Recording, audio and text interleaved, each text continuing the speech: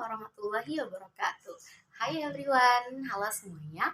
Perkenalkan, nama aku Dania Kurniasi dari jurusan Komunikasi dan Penyiaran Islam UIN Sultan Maulana Hasanuddin Banten semester 4. Tujuan aku membuat video ini adalah sebagai salah satu bentuk tugas dari mata kuliah Public Speaking yang diampu oleh Pak Adi Kusuma.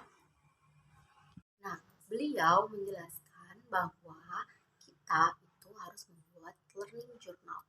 Apa sih learning journal itu? Nah, learning journal itu seperti meresum atau membuat suatu rangkuman dari pertemuan-pertemuan sebelumnya oleh dosen tersebut. Itu guys. Jadi, di pertemuan pertama beliau sedikit menjelaskan materi, namun lebih banyak menjelaskan tentang RPS. Jadi, apa sih RPS itu? Nah, RPS itu adalah rencana pembelajaran semester. Jadi, rencana pembelajaran semester itu menjelaskan bahwa apa saja yang akan kita lakukan selama satu semester ke depan untuk mata kuliah public speaking ini. Nah, di sini Pak Adi juga menjelaskan bahwa syarat lulus dalam mata kuliah public speaking ini adalah minimal 75% kehadiran atau setara dengan 11 kali pertemuan. Jadi bagi aku dan kalian yang mau lulus pada mata kuliah Pak Adi, kalian harus minimal 11 kali pertemuan ikut ya, atau lebih bagus. Nah, apa sih yang bakalan kejadian kalau misalkan kita kurang dari 11 pertemuan? Nah, itu bisa dipastikan kalian akan dapat TL atau tidak lulus dalam mata kuliah tersebut. Misalkan nggak lulus, bagaimana? Nah, kalian kalau misalkan nggak lulus harus mengulang mata kuliah yang sama di semester depan. Maka dari itu guys, doain aku ya, semoga aku bisa lulus pada mata kuliah public speaking ini. Nah, setelah itu beliau juga menjelaskan bahwa salah satu tugas dari public speaking ini adalah membuat learning journal seperti ini. Tujuan membuat learning journal agar kita dapat memahami tentang materi-materi apa saja yang telah beliau sampaikan pada pertemuan kemarin. Di samping itu juga agar membuat kita lebih percaya diri untuk berbicara di depan banyak orang. Jadi doakan aku ya guys. Lanjut ke pembahasan sedikit materi yang beliau sampaikan kemarin. Jadi beliau pertama bertanya bahwasanya kalian tahu nggak berapa bentuk komunikasi? Lalu kami menjawab ada 3. Yang pertama adalah komunikasi personal, yang kedua adalah komunikasi kelompok, dan yang ketiga adalah komunikasi massa. Nah, dalam ketiganya ini juga terbagi lagi sedikit. Nah, beliau sedikit atau kurang menjelaskan tentang komunikasi kelompok dan komunikasi massa.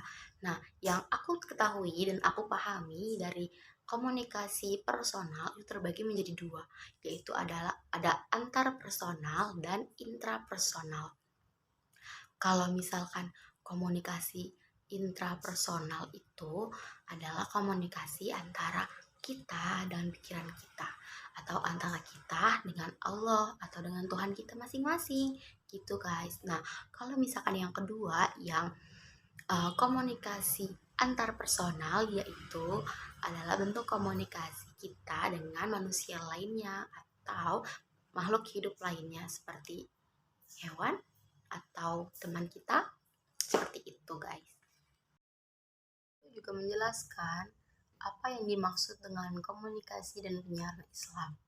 Kita atau aku yang merupakan jurusan komunikasi dan penyiaran Islam itu harus tahu apa yang diartikan sebagai KPI tersebut atau komunikasi penyiaran Islam, agar suatu saat jika kita ditanya jurusan komunikasi dan penyiaran Islam itu apa sih gitu, kita tahu apa arti dari komunikasi dan penyiaran Islam tersebut.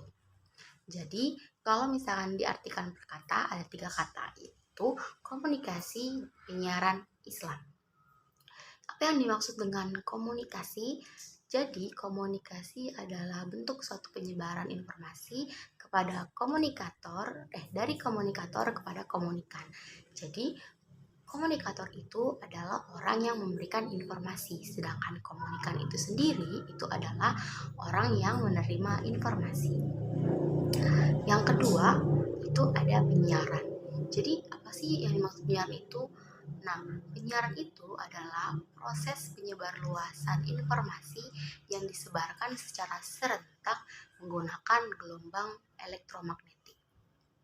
Jadi, penyebaran yang dilakukan itu menggunakan gelombang elektromagnetik. Nah, media-medianya apa saja? Yaitu ada 2. Yang pertama ada radio dan yang kedua adalah televisi. Keduanya ini merupakan receiver atau alat yang digunakan untuk menerima sinyal itu sendiri. Jadi, informasi disebarkan melalui televisi ataupun bahkan radio. Nah, mungkin cukup sedikit saja informasi yang saya dapat atau saya rangkum dari pertemuan pertama saya bersama Pak Adi kemarin. Mungkin cukup sekian, kurang lebihnya mohon dimaafkan karena saya baru belajar. Dan jangan lupa subscribe saya di channel ini. Kurang lebihnya mohon maaf. Wassalamualaikum warahmatullahi wabarakatuh. See you.